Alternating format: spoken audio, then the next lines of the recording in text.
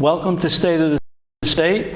I'm John Carlevale, hosting this program with our guest, Mike Stenhouse and Darlene We're going to be talking about recent election results and some related topics. My intent is to engage our guest in a discussion concerning the recent midterm election.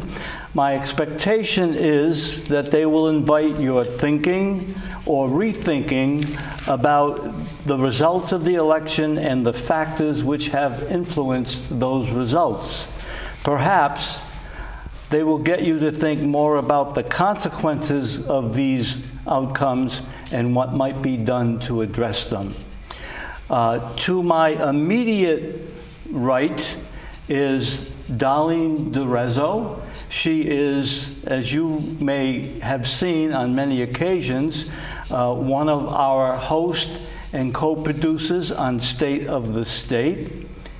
Welcome as a guest, Darlene. Thank you. I think this is my second time as a guest, actually. Yes, I think Mike Cirillo interviewed me once. And, well, he did. Immediately to her right is an old familiar face, I'm sure, Mike Stenhouse. He's an occasional guest and co-producer on State of the State.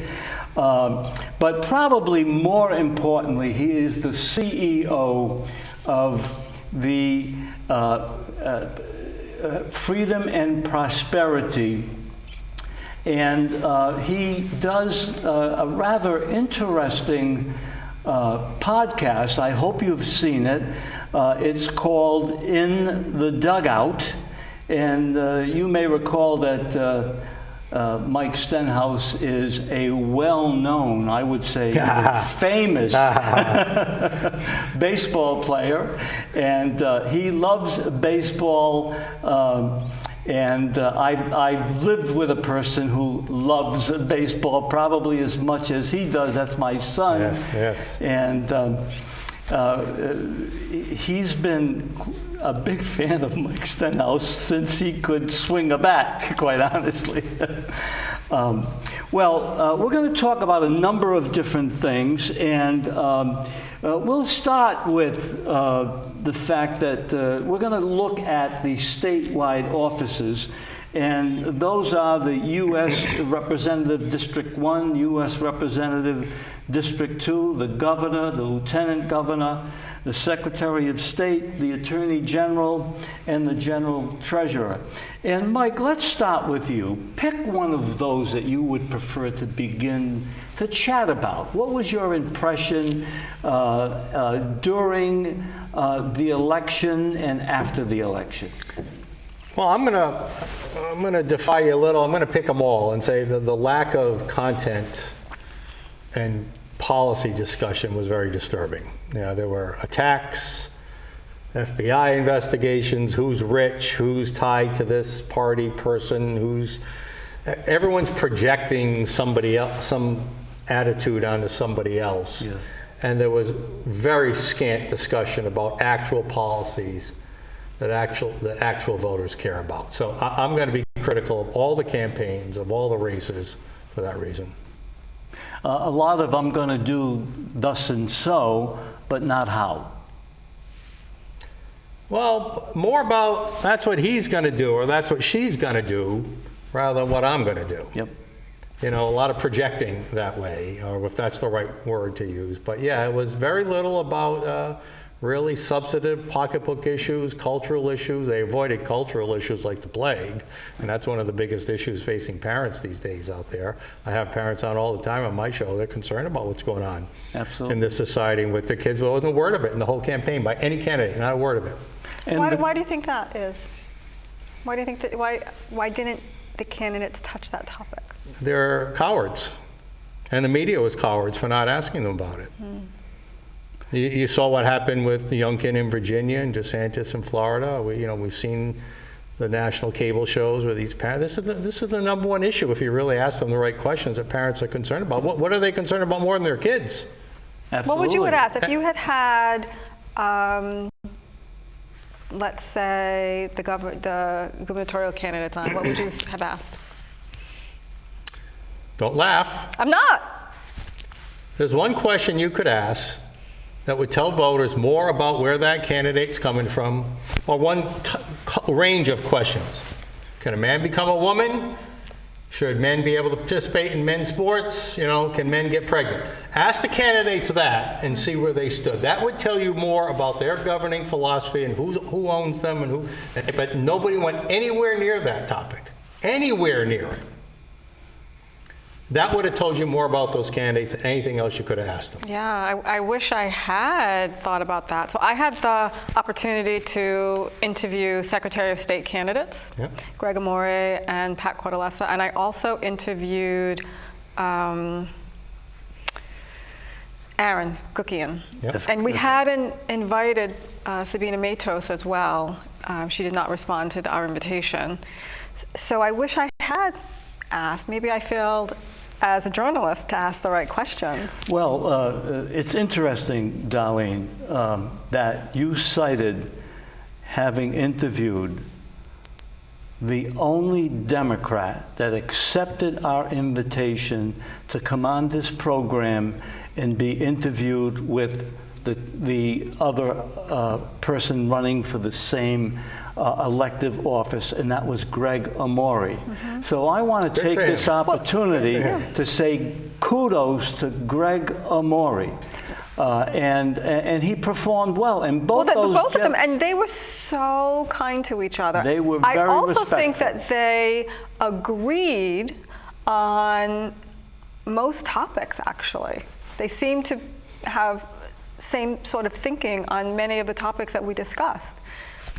Absolutely. And Mike, it was a pleasure to interview them, and it actually shows that, you know, maybe the two parties can work together and find a way to compromise. Well, Darlene, that's a very, very good point. And when you were just about to say that, I immediately thought that that particular interview, if it's characteristic of, you know, people who are in opposition to each other as candidates, that Democrats and Republicans have more in common than they do not have in common. The problem is they stress what they don't have in common.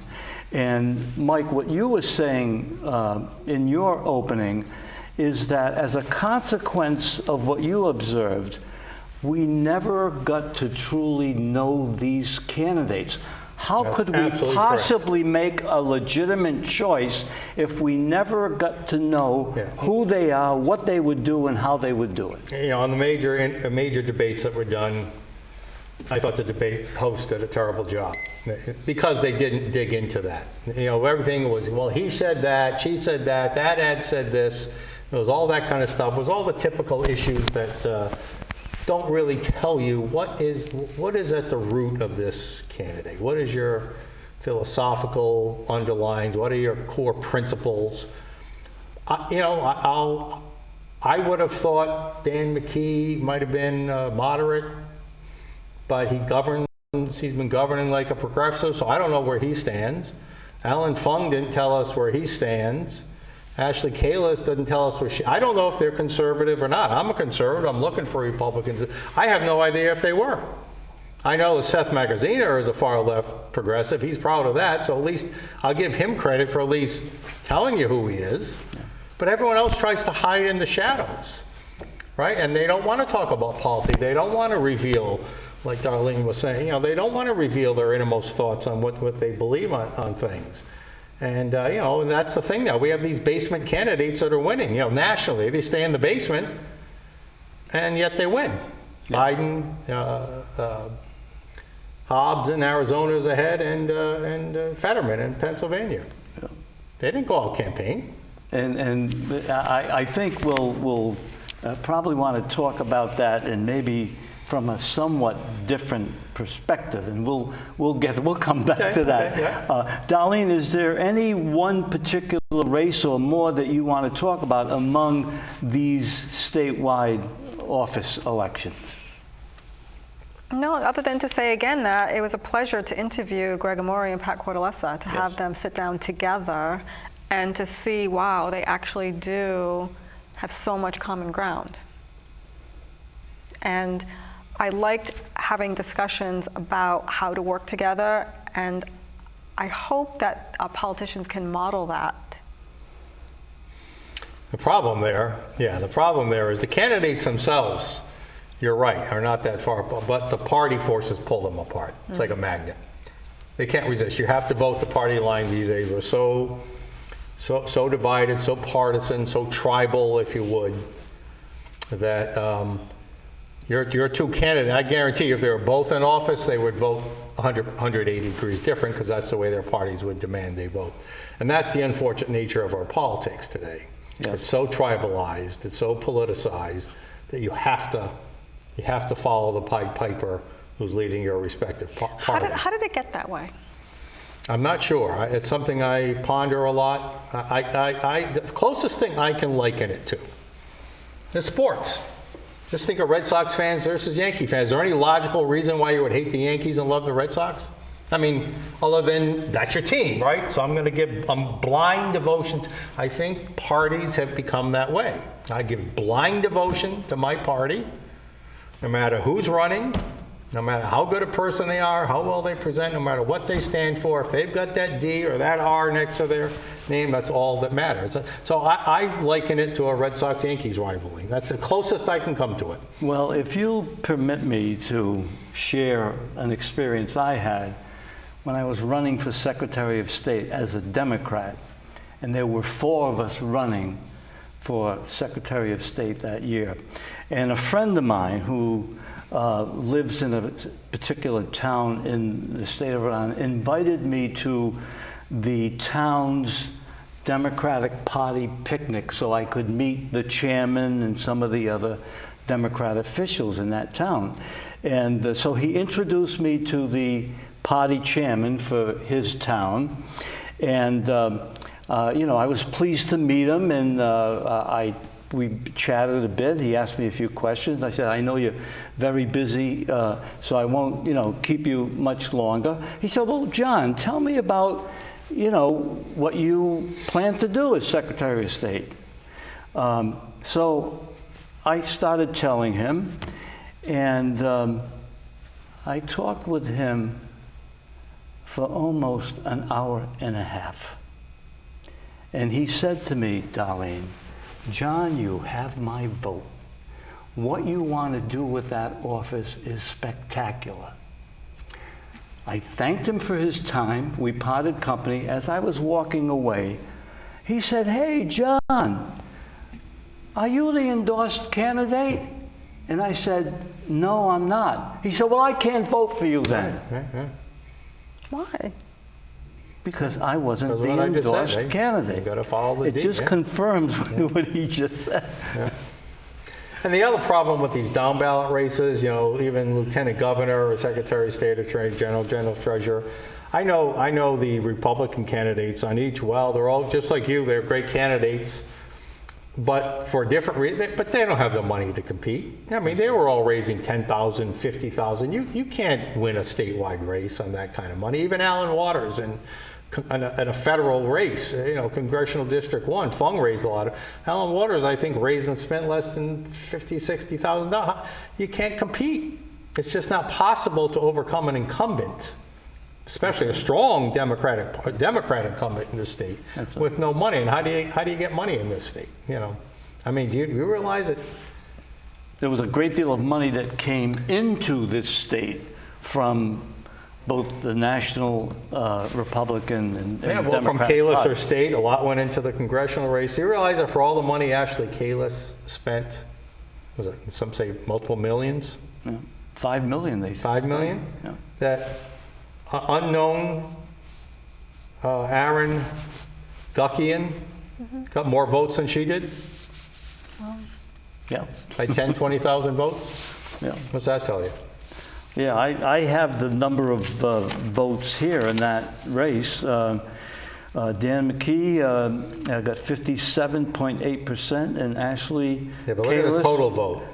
Well, this was close to the total. This Yeah. was like 99% of No, the no, I vote. mean the raw numbers, the actual number of votes, not the percentage. Well, 203,915 for McKee and 137,670. 137 for Kales, how many for Guckian?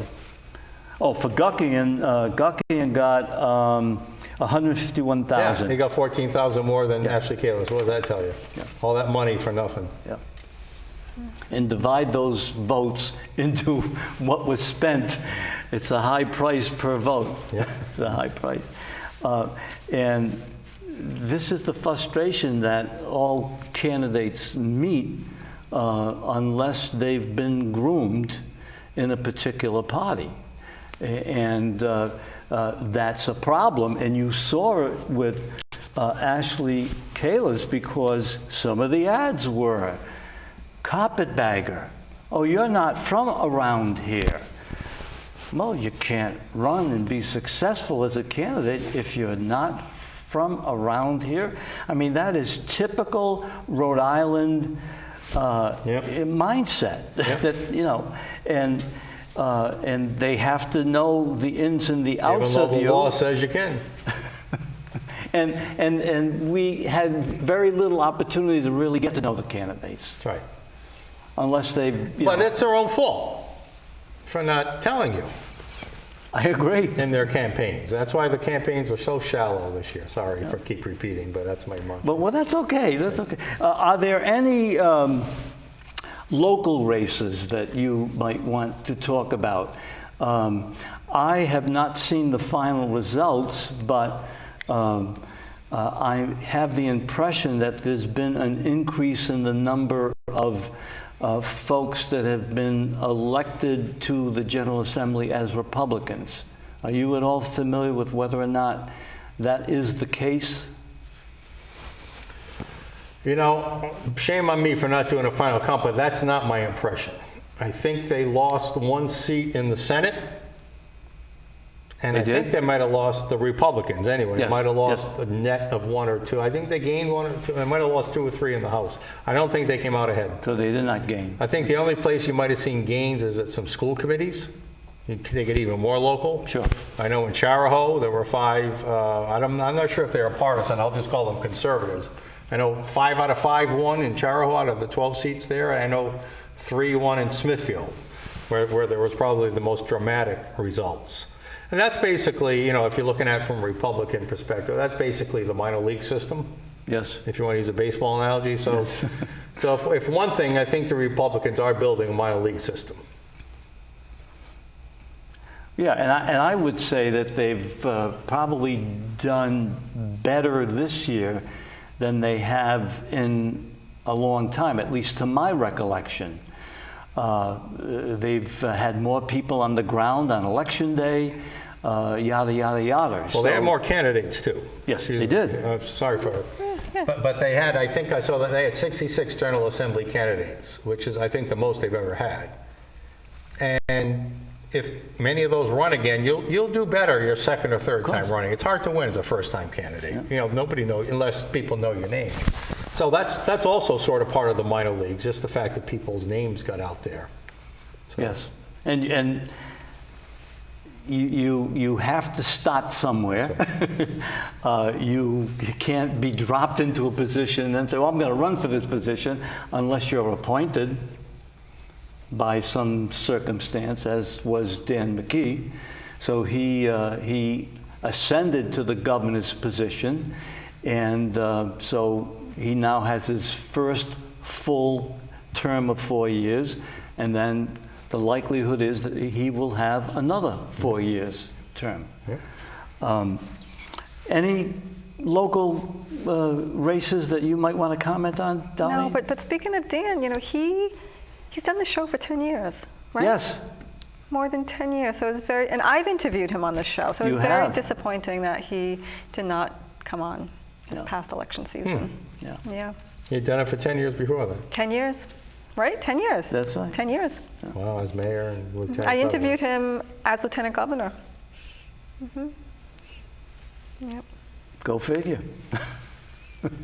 Well, let's talk about The top election issues is what I'm calling them. And I'm going to ask you to comment in this fashion, which and to what extent did national issues influence local elections and candidates, and which and to what extent did Rhode Island state issues influence local elections and candidates?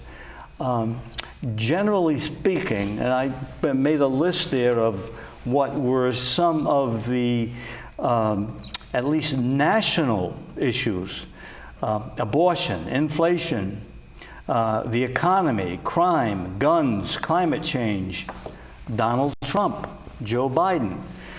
So again, my question is, to what extent do you think any one or more of these, and you can identify the ones that you have an affinity to, that had an influence nationally and locally? No. Ladies first. No. Ladies Go ahead, first, Mike. Ladies first on this one.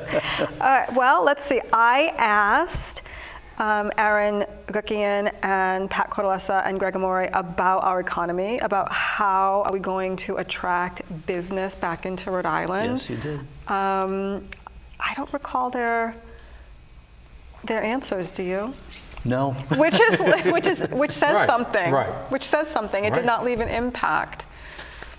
Yeah. And I also asked my guests about gun law. You know, so Aaron and Pat, they were very much 2A and not Greg Amore. And that particular office, Secretary of State, has a great deal of business in the business community. Yes. You know, you have to apply to the Secretary of Yep, State's office to start a business.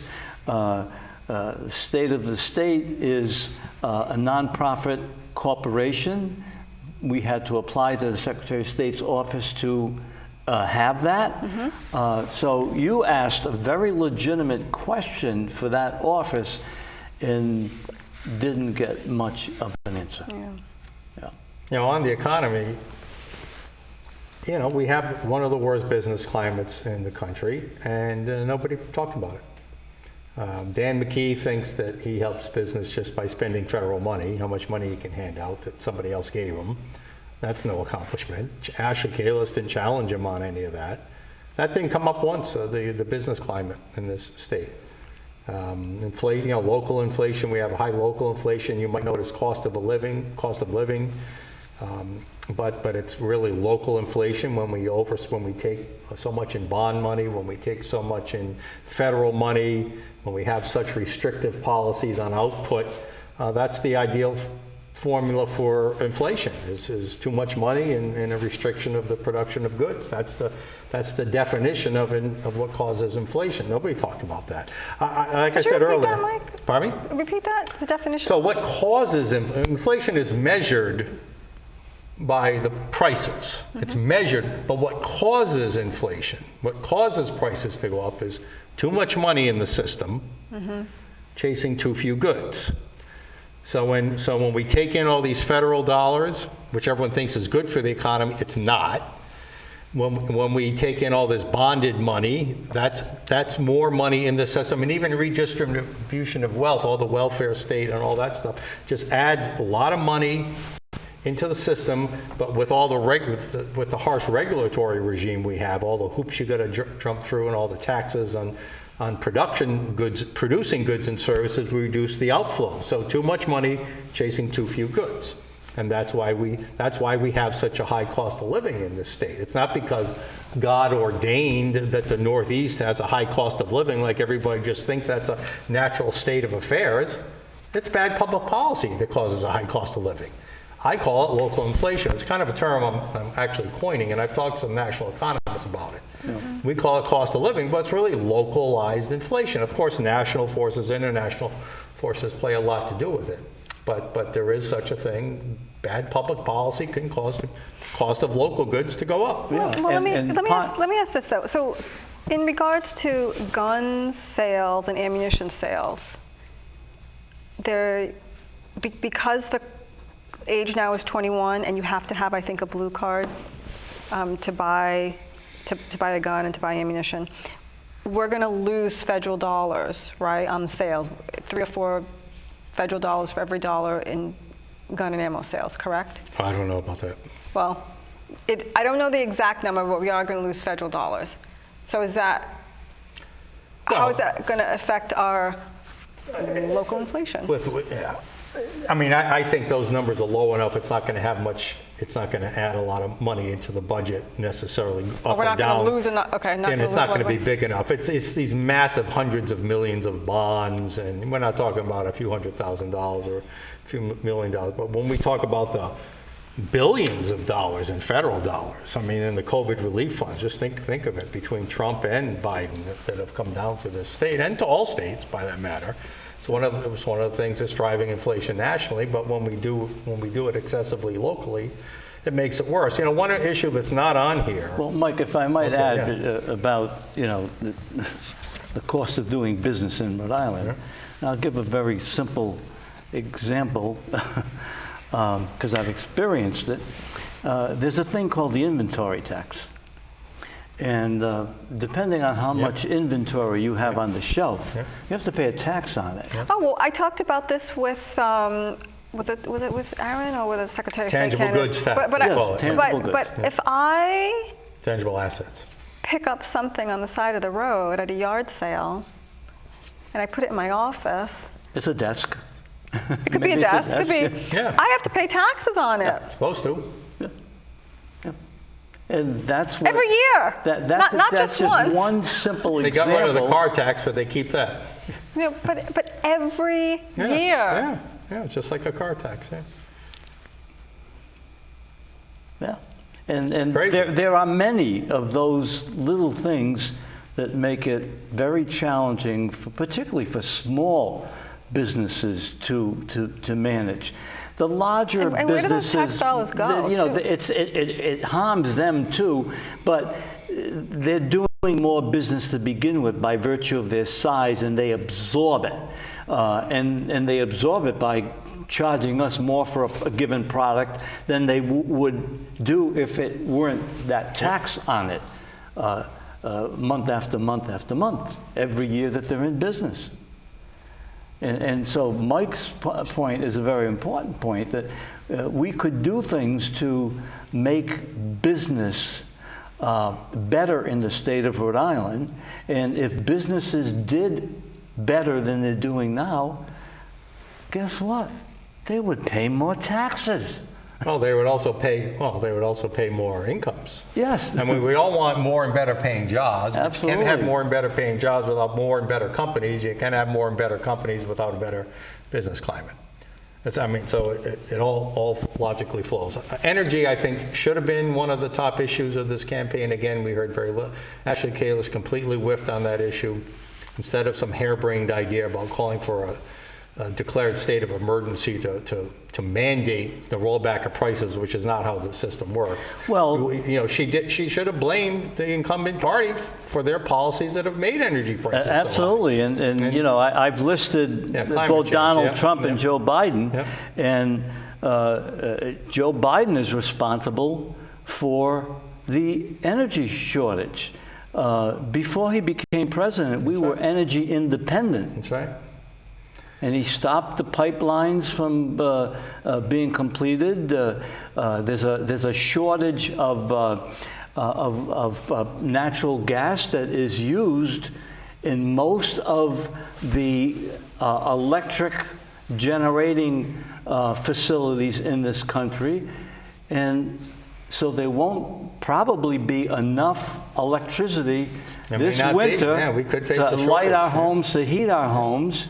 Why? Because we can't get enough natural gas to run the turbines to produce electricity. Well, we also have energy mandates that even would restrict how much of that gas we could use. So that's a factor in this too. And again, the point being here, John and Darlene, I'd like to make is when you, I'll look at the camera here, when you get your electric bill or heating bill in the next month or so, and you see those prices that have gone up 30, 40, 50%, it's not because that's the way it is in New England. It's because that's the way New England politicians have made it for you. Okay, you got to remember it. And you just voted those people back in again. So, you know, just keep that in mind, that when you see that bill, you've got to equate that to bad public policy that has caused those problems. That's what people, and that's where those candidates fail. They don't seem to equate policy to what's actually happening in people's lives. And if the candidates actually talked about some of the things that we happen to be talking about here, they would be educating the voter. That's right. And if the voter were better educated, he probably would make better choices. We should do a couple of shows on educating voters. Yeah. We should. Make a note of that. Okay. Actually, Darlene, we used to do a great deal of that in years past. And it's interesting how the things shift and you go with the flow. Mm-hmm. Yep. But it's something that we certainly might want to come back to because as I look at it, part of the duties of the Secretary of State is to educate the public about voting and what to look for in candidates, and not to look at who has what endorsement, but to look at really what does a candidate bring to an office if he or she were to be elected, and what qualifications does that person have that fits well with that office. We saw instances of that, Darlene, and you can talk about it, where we saw some very qualified people didn't win anything. Well, also educating voters about what the office can and cannot do. That's right. So Sabina Matos sent out an email saying that Aaron Guckian was going to change gun law. Yep. He doesn't have the capacity to do that That's right. as lieutenant governor. Neither does she. That's right. It's what what Mike was referring to, that their ads were misrepresentations, lies. And I thought I shut my phone off. It's all right. I'll jump in. I'll say another issue that, again, didn't get enough coverage was education. Now, Dan McKee, just because he started charter schools 10, 12 years ago, thinks he's the education governor when he's completely in the pocket of the teachers' unions now. And Ashley Kalus had no plan, really. I mean, her school choice, supposedly, plan was a joke. It wasn't school choice. Public school choice is not. I mean, if you're a Providence parent, what choice is it to go to that lousy school, that lousy school, that lousy school, public school? Is that really a choice that's going to help your kid? Again, the depth of the discussion on these topics was horrible. The candidates don't understand the issues. If they did, they were afraid to go there. And the media didn't have the either knowledge to ask or the courage to challenge either. So it was just a poor election season when it came to public policy discussion. Although I would credit her with saying that we ought to have school choice, because that's a major step forward to even be thinking that there ought to be school choice. Yeah, but her version of school choice is not school choice, what I'm saying. It's an insult to the school choice movement. I can tell you that because I'm if anything, you could maybe say I'm the leader of the school choice movement in this state. It's an insult to real school choice for her, what she said. I have to say that. Yep. Okay. But the idea is, and I know that Mike has been working on this for a very long time, and we haven't made any progress in that direction. No. Well, we're not going to. No, we're not going to. Yeah. Because for some reason, the quality of education is less important than the structure of education in this state. Well, my view is we're not focusing on the 3 R's anymore. We're focusing on politics and cultural issues now, which also was the area, like I said earlier, when I said those are the questions that could be asked. Nobody talked about that, and that's what's being, even RIPEC. I respect that organization. Mike DeBiase is a friend of mine who heads RIPEC, Rhode Island Public Exchange Council. They did their report on education. I had Mike on my show, my podcast, and I asked him, Mike, I said, did anyone over there think about looking at if what we're teaching is appropriate? No, we didn't go there. Why not? Did you ask him why? No. I mean, yes, he just said, well, that wasn't our focus. But nobody wants to go there. We are, you've heard the term. Yeah. Parents are concerned about the kids being indoctrinated, with, whether it's left or right or whatever cultural stuff, rather than focusing. And why wouldn't our test scores go down if we're not focusing on what kids should be learning? That's right. But nobody seems to want to talk about that question. Well, you are. I am. I am. You know, I mean, this is a failure of the Rhode Island Department of Education. It's a failure of this administration. You said it right. Nothing's getting better, and kids are still stuck in crappy schools. It makes me wonder if, as a society, we really care about children. It does make you wonder. Or are they just pawns in some larger political agenda? It's sad to think. Very sad. Yeah. Very, very, and some would scream, no, that's not the case, and someone would quietly say, yes, it is. And some not so quietly. Yeah, and we've had a few of those individuals on this program, and you've interviewed them in the dugout. I've had many of those parents on, yeah. And they're not too quiet. Thankfully. Well, let's talk a little bit about party strategy. Wait. Oh, sure. Why don't you answer one of your own questions all here? right, good. Sure. All right. Very good. All right. Which and to what extent did Rhode Island state issues influence local election candidates on one of these topics here? Well, let me talk about Donald Trump and what his impact is. He endorsed quite a number of Republicans running for congressional seats or Senate seats. And he did not have good results on many of them. Many of them lost because of his endorsement. And you're beginning to see now where some people, like former Vice President Pence and Ron DeSantis from Florida, are just about to declare their candidacy for the presidency as Republicans. And I think that there's a powerful lesson there, that his influence is waning, and I think we're going to see a different phenomenon in 1924, even though he's expected. Why do you say it was his influence, and not that the Democratic candidates were better or more qualified? They might have been, but they might not have been.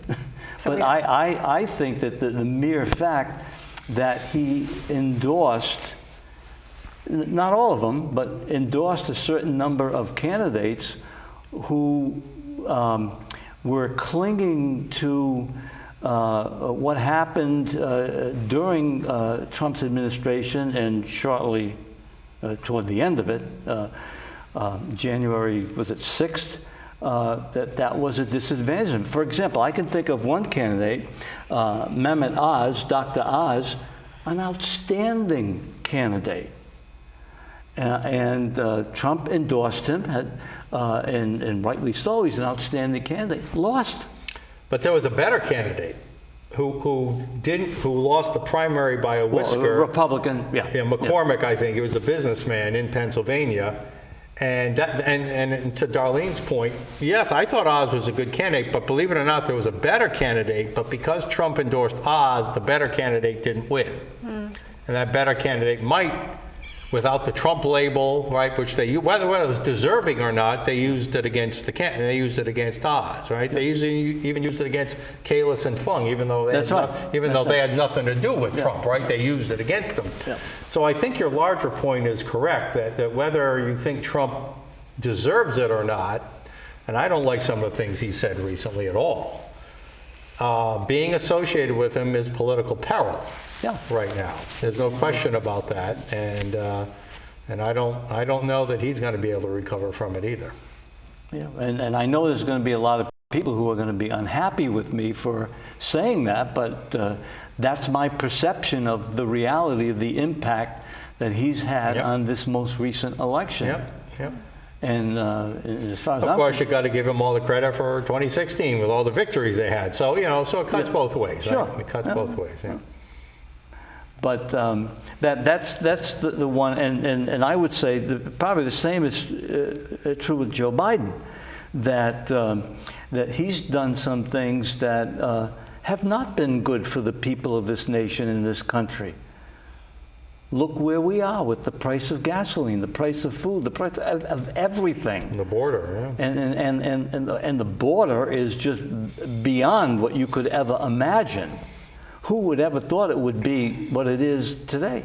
And I put those labels right on Joe Biden. So I think that those two gentlemen played a big role in influencing the outcome of these elections, whether you like it or not. Some people would see that, this person had a good effect. I don't think so. This person would have a bad effect. I wouldn't necessarily agree with it. But the reality is, as I see it, both of them had a detrimental impact on this election. Fair enough. Yeah. Fair enough. Okay, so thank you, Darlene, for asking. Okay, let's talk a little about political strategies. And for the Democrats, I've listed just a few, and you can decide to add some to it. But the Democrats talked about democracy at risk, democracy failing again and again, over and over. And of course, Social Security and Medicare threatened is always an issue during the election for the Democrats. And, I would say, if it's threatened, why don't you fix it so it's not threatened? And then there are a number of party issues that were used in local races, and I think you made reference to this right at the beginning, that people are not running as candidates. They have to bring with them the mantra of the party that they're running for. And this can be an impediment to some candidates. I know if I were a candidate, it would be an impediment to me. Yep. But I have to admit that, and I listed here, but the Democrats are better organized. They do elections better than the Republicans, although the Republicans have made progress in doing a better job of elections. So that's my list, short list of the strategy used by the Democratic Party. So what is your view on either one or others? I would think that both parties have said they feel democracy is at risk. Yeah, it's true. Right? But only one party said it. Yeah. Even though voters in both parties felt it, you're right. Sure, yeah. Only one party made it a campaign issue. Yeah. And certainly, I think that the three people sitting here believe that our democracy is at risk. And not for the reasons that we heard on all the campaign and media. Exactly. I'd like to go somewhere else that's going to be a little controversial. Okay. I'm afraid of controversy. You are? It's news We to talk me. about campaign strategies. I've been reading and talking to a lot of people. Our campaigns are changing. The COVID pandemic opened the door for a whole new campaign strategies to come in. And it's a subtle difference, but it's an important difference. I want you to think of the difference between ballots and votes.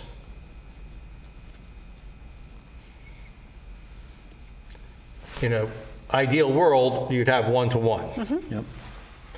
We know that voter rolls include dead people, people who move, people who are in another state or whatever, people in jail, but yet there are still ballots cast in their names. Yes.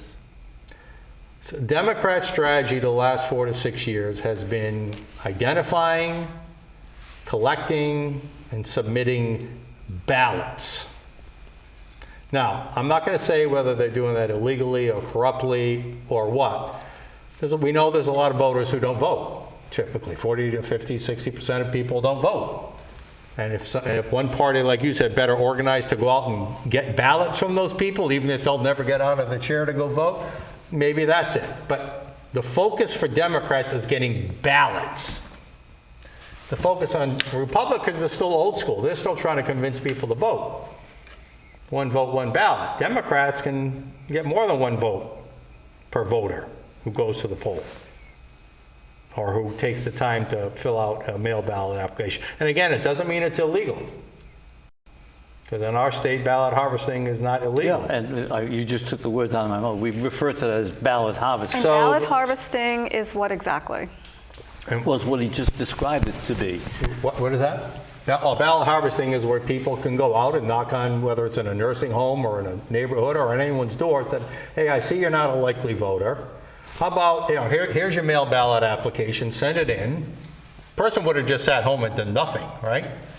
And they say, okay, so now fill out your mail ballot. I'll come by Thursday and pick up your ballot. Maybe I'll even coach you how to vote, but I won't go there. But I'll make sure your ballot gets in. You wouldn't have been a voter normally. Mm-hmm.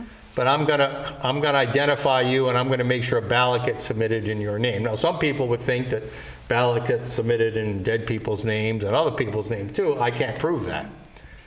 But again, the focus on getting ballots in versus convincing voters on their own to go to the polls and vote, it's a very, you see the difference between the two strategies? And the Democrats are focused all on ballots right now, and Republicans still, so it's part of the organization. You have to shift with the times. But with all this early voting, with all this mail ballot voting, and all these, no more IDs for mail ballots, no more, you don't have to have a reason to vote by mail anymore. The focus is all about getting ballots submitted. That's right. And that's where Democrats are winning big time right now. We've seen it in this election as well as in past elections that the mail-in ballots for Democrats far exceed the mail-in ballots for Republicans. 23,000 for McKee and 6,000 for Kalis. If Fung lost the race by 6,000 votes, 8,000 alone in mail ballots. Wow.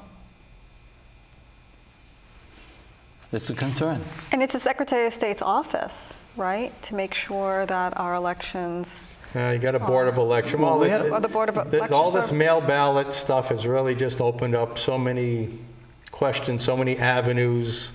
If somebody really wanted to cheat the system, they probably could, because it's opened up. I'm not saying, I can't prove there's cheating going on. But the goal, we've said it should be easy to vote and hard to cheat, right? That's a good, right now it's easy to vote and easy to cheat if you were so inclined. Okay. I don't know if people were so inclined, but certainly the door is open. And then, of course, the classical thing that you hear when an election is challenged is that there were some irregularities, but not enough to make a difference in the outcome. Well, I think that's hogwash, because there shouldn't be any irregularities, as far as I'm concerned. But there are, often. And when we voted we vote, again, if you have questions about election integrity, you voted back in the people who just put in all those loopholes last spring with the Rhode Island Votes Act law that they passed. Yeah. You voted for it. Well, can we talk about maybe Republican strategies? Like I said, I just listed a few. One of their strategies was that President Biden is a failing president, poor policies and so forth. Republicans have better ideas, they claim. And national party issues, again, were used in local races. And I said, as I was talking about the Democrats, their organizational skills have improved substantially. But talking nationally or locally? Locally, yeah. You want to take it first? Well, I honestly can't speak to this because okay. I don't know. I think, I've had a discussion on my show this past few days. The question has been raised, should the Rhode Island Republican Party have a total house cleaning? Because it really was a blue wave in this state. It was a blue wave that swamped this state. There's no question about it.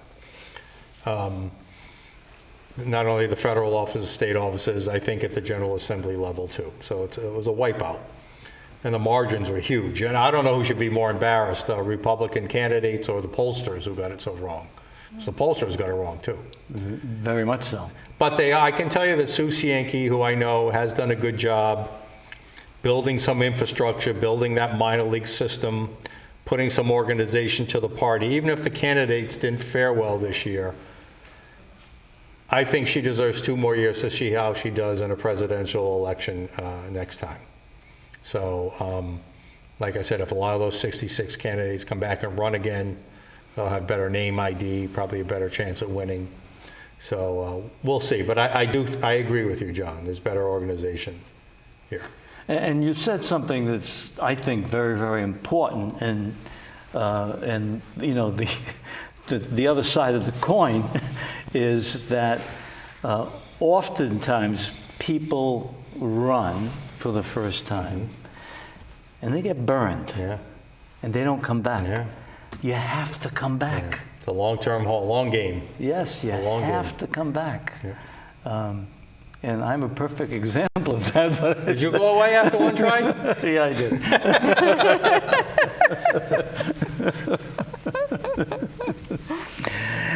We talked a little bit about, well, maybe not. I kind of got the impression, but I'm going to ask the question. Are the progressive Democrats in charge of the Rhode Island General Assembly, and are they in charge of Congress? What do you think, Mike? Well, they're not formally in charge of the General Assembly, but they practically are. There's no candidate that will stand up against them. Nicholas Mattiello, I really put a lot of responsibility on for this. He identified the problem a good 6-8 years ago. Remember he said I'm going to be the firewall against the progressive agenda? Yes. Yes. Well, and I talked to them, just like the Tea Party, and you could even claim Trumpism is now becoming, you could argue, I'm not sure I agree with it, but was becoming a cancer in the Republican Party. The progressives are becoming a cancer in the Democrat Party. You could see it coming 8 years ago. Nick Mattiello could see it coming, but nobody had the courage to say, get the hell out of our party and go form your own damn party if you want, because your values don't align with ours. But now but I don't even think he, or certainly I back then, could have seen that this tribalism would have meant that, if all three of us were just regular Democrats, traditional Kennedy Democrats, God-fearing, country-loving Democrats, and all of a sudden now, 2 years later, we believe that men can become women just because a Democrat leader says so? None of us could have anticipated that the public could have been swayed to some of these crazy ideas that are going out there. But they are. I don't understand it. You asked earlier, why? I don't understand it. But it's happening. People are completely ignoring their values, turning their back on their values, and just accepting these narratives that have no basis in reality. And Darlene interviewed a candidate for federal office who lamented the conditions of the Democrat Party today and longs for a return of JFK Democratic Party. You recall that? Was it Penn? No. Spencer Dickinson. What's that? Spencer Dickinson. Spencer, yeah. And until the media holds the Party and progressives accountable, unless they do, it'll keep going. I think the media, I think Trump was right about that. The fake news media, and they are out there, are the enemy of the people because they are allowing these ridiculous notions and they're propping them up. I believe that with all my heart. It's hard to dispute it sometimes. Let's talk a little bit about because we touched upon it, Mike. Voting procedures, we have early voting, we have mail-in ballots, yet this election there's been a lower turnout. Yeah. Is it a lower turnout because it happens to be a midterm election? Or it was lower compared to the last midterm. Yes. So are people just becoming frustrated that they're saying, why bother? Yeah, I think 2 points to make there. I think it was just terrible quality candidate. Like I said, there was no good discussion of issues that mattered to people, A. And B, it proved that we didn't need these laws to make it easier to vote. I mean, supposedly we just passed a law last spring to make it easier and was going to increase turnout. We saw the exact opposite happen. It's not that they made it harder to vote, but it wasn't hard in the first place. We don't need to go to 3 or 4 weeks of early voting. We don't need to have no excuse mail ballot voting. You know, we can have a little bit of early voting. That's fine. But but I think it was just poor candidates, poor messaging. Yeah. Darlene, you have a comment? No. Well, I'm going to. We have, by the way, we're down to 3 minutes. Yeah, that is my comment. All right, I'm going to make this fast. I believe we're in a situation now, both nationally and in the state of Rhode Island, that is ripe for third party coming forward. Interesting. It happens repeatedly. Third party movements in Rhode Island, 1971, Rhode Island Libertarian, 1991, Reform 92, I helped form that.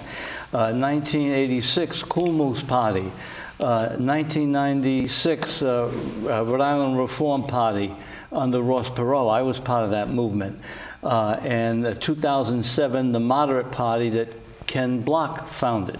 And we see similar things happening at the national level. Justice Party, Peace and Freedom Party, Libertarian Party, Constitutional Party, Reform Party of the USA, that's Ross Perot. And now we see the emergence of another third party movement. In 2021, 2022, the Forward Party, founded by Andrew Young and Christine Todd Whitman. Andrew Young was a candidate for president, Republican. Andrew Yang. Yeah, Yang, I'm sorry. Yeah, he was a Yang, Democrat. Yep, Yang. And businessman, philanthropist. Christine Todd Whitman is former governor of New York. And they have put together this Forward Party, and it's beginning to gain some steam. Mike, what do you think? Are we about to be ready for another third party movement? No. Why do you say that? Oh, there might be efforts, but like the others, they'll come and they'll go quickly. Because these third parties stand for nothing. Well, wait a minute. Didn't we have an independent governor once? Chafee ran as an independent, Yeah, once, but he wasn't really independent. Yeah. No, they stand for nothing. Well, it's interesting. Basically, that's their whole premise. We don't stand for anything. We're not that extreme, so vote for us. I mean, that doesn't get you too far. I don't think they work. I think that you might be a little harsh. No. I think you might be a little more pleased with the Forward Party because they have some very important positions in their party. And I hope that our viewers would give them a look, because the Democrat Party and the Republican Party are not going to fix themselves. And maybe a little shove from... Yeah, I agree with the parties are broken, but what's the solution? I mean, you either believe in limited government or you believe in big government. You can't be in the middle. That's what I mean. You stand for nothing if you're for a little bit of government. I'm a little medium. What do you stand for? Yeah. All right? That we're free. That's the name of our center. Right? Freedom. The more freedom, the more prosperous. That's my belief. And that usually aligns conservative Republican. Or you believe government should be your provider, cradle to grave provider. You can't be in the middle of that. Yes, we are just about out of time. And I'm I'm going to thank you, Mike Stenhouse. Thank you, Thank you. Darlene DeRezzo. You've been watching State of the State, and please join us again for the next edition of State of the State.